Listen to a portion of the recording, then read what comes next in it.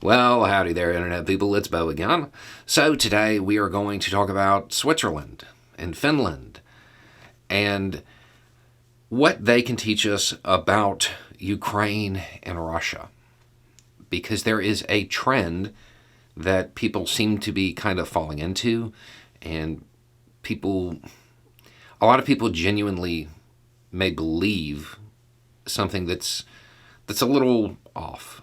And when they explore the roots of why they believe that, they may not like the answers. So, here's a message.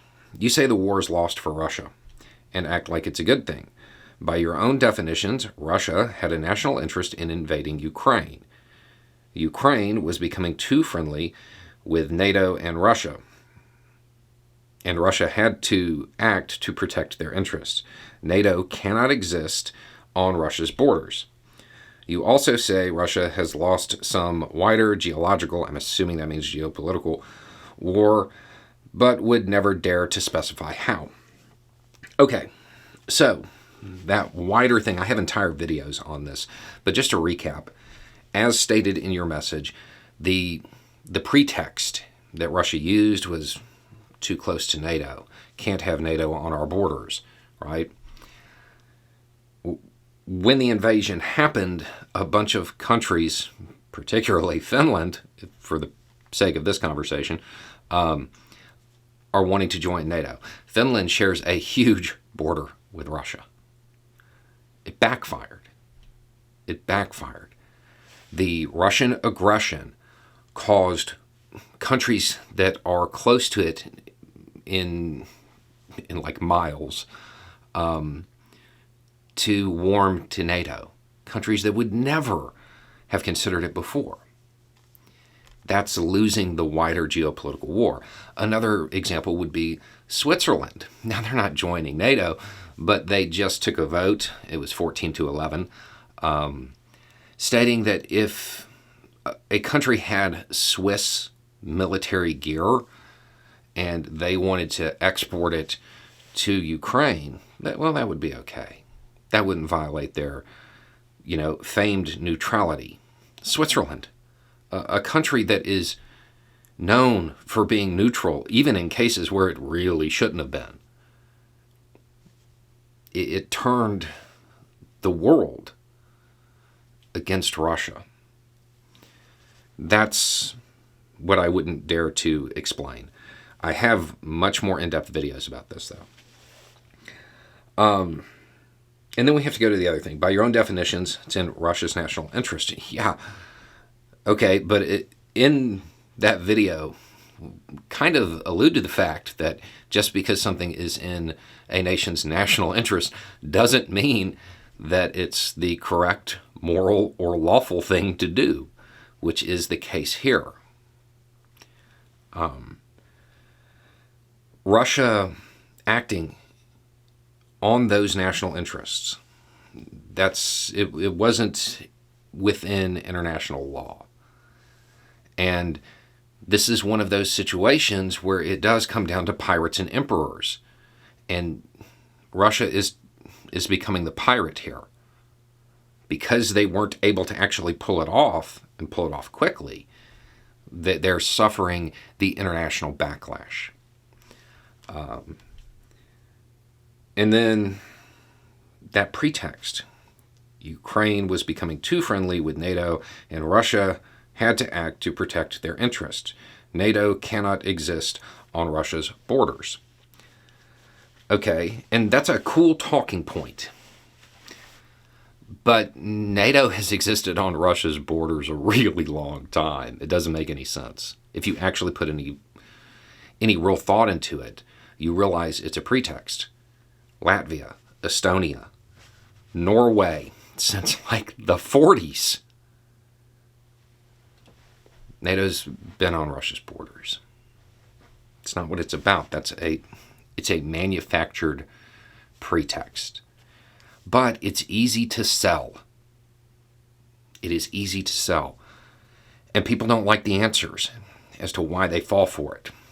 If you believe this is true, if you believe that Russia has a legitimate a legitimate national interest in invading any country that is warming up to NATO, where are the calls to justify Russia's invasion of Finland, who's actually trying to join NATO? It's not there, right? Why? Why? I've asked this question numerous times. You get two answers if you get anything at all. One is this really creepy thing where it's like, well, that's a Nordic country and Ukraine is Slavic. I mean, generally speaking, making like a hierarchical racial argument is not something that an enlightened person should be doing. But that's what it falls down to. The idea that somehow Russia is destined to lead the Slavic people or whatever. And that's kind of odd.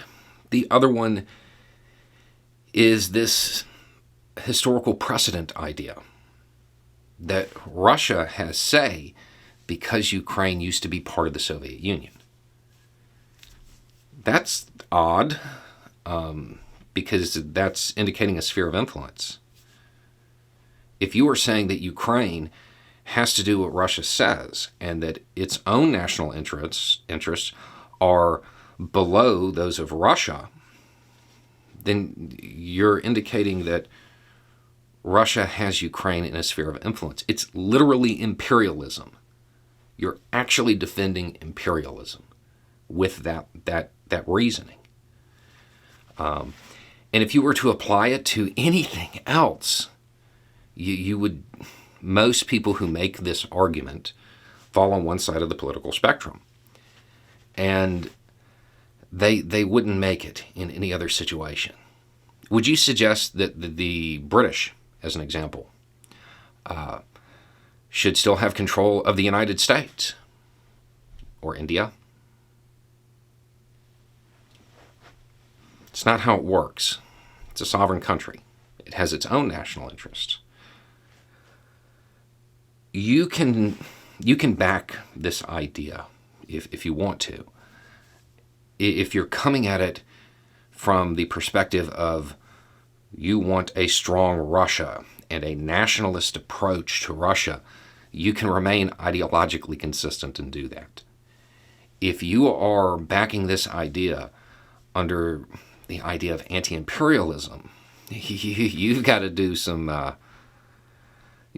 work in going through what you're actually supporting. Even in the arguments that get made, it's this historical thing. Well, they used to rule them, so they should still rule them. I mean, would you say that about any other empire? No. This is one of those things, it's propaganda. It's a holdover, the propaganda from the Cold War, where all of this area is Russia's sphere of influence. The Soviet Union's sphere of influence somehow transferred to Russia, and they should still run all of that. It's just not true. And then you have the other argument that shows up very, very rarely, like so rarely that it kind of seems, it's almost like a straw man. It's not made often, so we're not going to devote a lot of time to it. But the idea that the push against Russia is due to Red Scare propaganda. I think that most people know Russia's not red. Russia is not red anymore. It is not communist. It's a capitalist oligarchy. So that's not really valid either. If you are saying that one country's interests do not matter unless they can be approved by another country, you're condoning imperialism.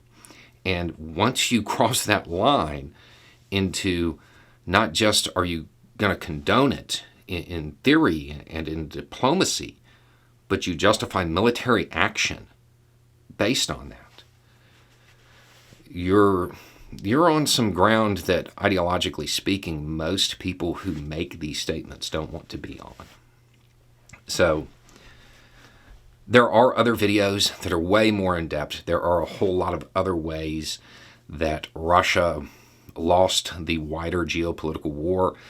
I just used the pretext that you provided, saying that, NATO can't exist on the borders.